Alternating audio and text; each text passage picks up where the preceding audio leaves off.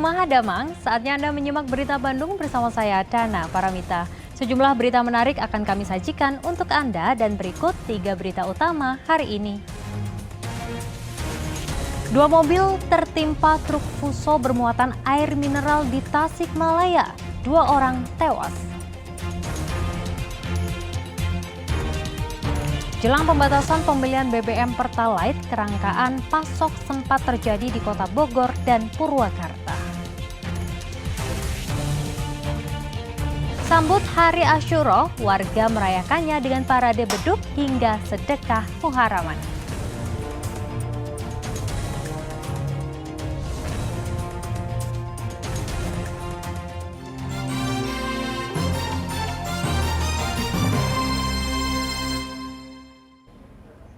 Informasi pertama untuk Anda, diduga mengalami remblong, truk bermuatan air mineral di Tasikmalaya terlibat kecelakaan dengan 2 kendaraan.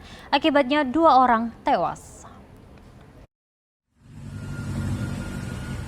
Kecelakaan maut terjadi di Tanjakan Strawberry di kawasan Gentong, Kecamatan Kadipaten, Kabupaten Tasikmalaya pada Senin siang.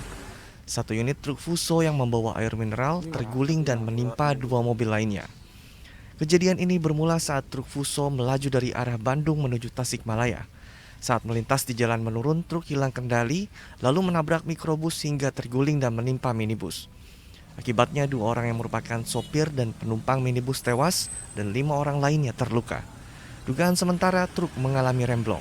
Untuk dugaan sementara yang dapat kami simpulkan atau yang kami duga pendugaan awal gagal pengereman. Warga mana para korban? Di mana sekarang, Bang? Para korban yang meninggal dunia kita arahkan ke RSUD Kota Tasikmalaya. Yang luka ringan kita arahkan ke Puskesmas Ciawi. Saat ini sopir truk diperiksa di Mapolres Tasikmalaya usai dirawat di Puskesmas Ciawi.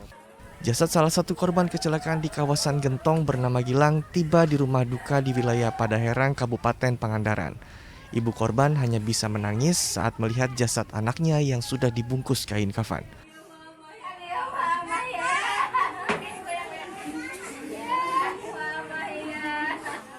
Setelah disalatkan, jasad korban langsung dimakamkan di TPU yang tidak jauh dari rumahnya. Eko Setiabudi melaporkan dari Kabupaten Tasikmalaya dan Kabupaten Pangandaran. 8 korban yang meninggal akibat mobil bak terbuka masuk jurang di Kabupaten Ciamis dimakamkan di kampung halaman mereka masing-masing. Sedang 7 korban lainnya yang masih hidup dan mengalami luka yang cukup parah masih dirawat di RSUD Ciamis.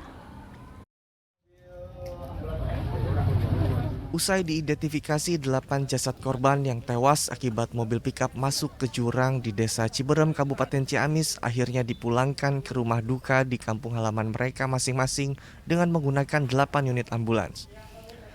8 korban meninggal dunia bernama Muhammad Faris, Ade Enis, Rapidin, Alimuddin, Elis Erlinda, Muhammad Romli, Yudi, dan Akbar. 1 mah dibawa ke Sumedang. 1 Sumedang. Iya. Yang 7 di? Yang 1 lagi beda desa. Nah, yang 6 di desa Berujul. Iya, Berjuletan. Kalau yang 1 lagi di desa mana nih? Berujul Kulon, tetangga. Pada Senin sore, 8 jasad korban kecelakaan tunggal di Kabupaten Ciamis tiba di rumah duka. Kedatangan jasad korban diwarnai isak tangis keluarga, bahkan ada yang pingsan. Jasad Muhammad Romli dimakamkan di TPU di Dusun Sukaresmi, Desa Tolengas, Kabupaten Sumedang. Sedang jasad Akbar dimakamkan di TPU Desa Ranjiwetan, Kecamatan Jatiwangi, Kabupaten Majalengka. Sementara 6 korban lainnya dimakamkan berdekatan di tempat pemakaman umum di Desa Berujul Wetan, Kecamatan Jatiwangi, Kabupaten Majalengka. Kebetulan pemakaman hasil sepakat keluarga pengen dipisahkan, cuman 1 jalur 1 kompleks itu. Artinya posisi yang ininya berdekatan gitu ya. Itu berapa orang Pak yang dimakamkan di daerah sini? 6 orang. 7 korban selamat akibat kecelakaan tunggal yang melibatkan pickup di Kabupaten Ciamis kini masih dirawat di RSUD Ciamis. Mereka adalah korban yang mengalami luka parah yang sebelumnya dirujuk dari Puskesmas Sukamantri. Rata-rata dari 7 korban ini menderita cedera kepala berat grade 2 dan grade 3 dan sebagian lagi multiple fracture, jadi patah tulang di beberapa tempat. Sebelumnya, satu unit pickup yang mengangkut belasan orang terjun ke dalam jurang di Kecamatan Sukamantri, Kabupaten Ciamis pada Senin kemarin.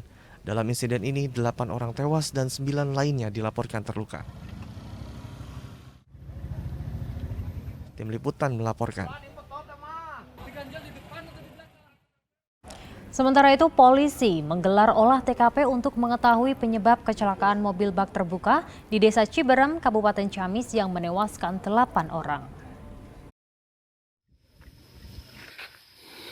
Polres Ciamis bersama Subdit Gakum Ditlantas Polda Jawa Barat menggelar olah tempat kejadian perkara mobil pickup masuk jurang di Desa Ciberem, Kecamatan Sukamantri, Kabupaten Ciamis. Olah TKP dilaksanakan untuk mengetahui penyebab pasti kecelakaan tunggal yang mengakibatkan 8 orang tewas dan 9 orang lainnya terluka. Dalam proses olah TKP, polisi menggunakan alat pemindai 3 dimensi laser dengan metode Traffic Analysis Accident (TAA) untuk mendapatkan kronologi atau gambaran awal pickup jatuh ke jurang. Selain itu, polisi juga menggali informasi dan keterangan dari sejumlah saksi serta mengecek kelaikan pickup yang ditumpangi belasan orang. Kita sudah olah TKP di sana, kita sudah melaksanakan tim TAA dari Ditlantas Polda Jabar sudah turun ke sana, dan sekarang kita tindak lanjutin dengan pemeriksaan kendaraan bermotornya. Maka hari ini kita lagi mengecek kendaraannya untuk memastikan dari faktor segi dari kendaraannya. Maka kita gunakan Dishub karena dia punya ahli di bidang itu, termasuk juga gunakan APM dari Mitsubishi karena mobilnya mobil Mitsubishi. Saat ini polisi belum bisa memeriksa sopir pickup karena masih dalam perawatan intensif di ruang IGD RSUD Ciamis. Eko Setiabudi melaporkan dari Kabupaten Ciamis. Kita beralih ke informasi lainnya, puluhan angkutan umum yang tidak dilengkapi surat izin trayek yang sah dan truk kelebihan muatan di Kota Cimahi terjaring razia.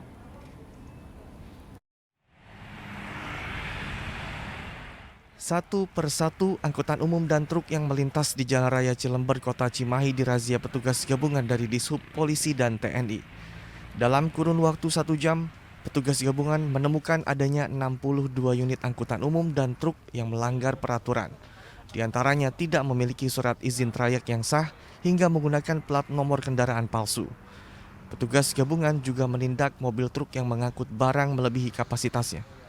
Pelanggaran yang kita temukan khususnya terkait dengan kewajiban pengusaha angkutan ini untuk memperpanjang izin trayek. Izin trayek, kemudian ada juga kaitannya dengan kelalaian pembayaran pajak kendaraan bermotor tahunan. Itu kita lakukan penindakan sesuai dengan Undang-Undang 22 tahun 2009 dengan ancaman denda maksimal 500.000 dan juga kurungan maksimal 2 bulan kurungan. Razia seperti ini rencananya akan digelar secara berkala untuk keselamatan penumpang dan pengendara. Muhammad Abbas melaporkan dari Kota Cimahi. Berita selanjutnya untuk Anda, sejumlah SPBU di Kota Bogor kehabisan stok BBM. Antrean kendaraan mengular di SPBU lain yang masih buka. Sedang di Purwakarta, warga antre panjang untuk beli BBM Pertalite. Sejumlah SPBU di Kota Bogor beberapa hari terakhir kehabisan persediaan BBM jenis Pertalite dan Pertamax. Contohnya SPBU di Jalan Siliwangi, Kelurahan Sukasari. Akibatnya 2 SPBU di Jalan Pajajaran dan Jalan Pahlawan yang masih buka diserbu para pengendara yang menyebabkan antrian hingga ke jalan raya. Kondisi ini merugikan konsumen. Pom bensin Pasir Kuda sama pom bensin Gunung Batu sama tutup, ditulisnya Pertalite Pertamax dalam pengiriman. Ini terdampak atau gimana Pak? Iyalah pasti Mas, kita ojol gini makan BBM sarana penting selain motor buat nyari nafkah. Ini udah nyari berapa SPBU? 6 ada. 6? Masih kosong? Kosong. Alasannya kenapa? Habis apa gimana katanya? Habis. Habis. Terus ini narik gimana Kang? Ya udah, balik aja. Pihak PT Pertamina yang dikonfirmasi mengklaim kondisi ini disebabkan adanya lonjakan penggunaan BBM di wilayah Bogor akhir pekan lalu. kemarin pada saat weekend, hari Minggu memang sempat terjadi peningkatan konsumsi, namun saat ini sudah kembali normal. Di Purwakarta, antrean panjang jalur pengisian BBM Pertalite di sejumlah SPBU masih terjadi. Antrean panjang terutama terjadi pada jalur sepeda motor. Hingga kini belum ada pembatasan pembelian BBM Pertalite oleh pihak SPBU.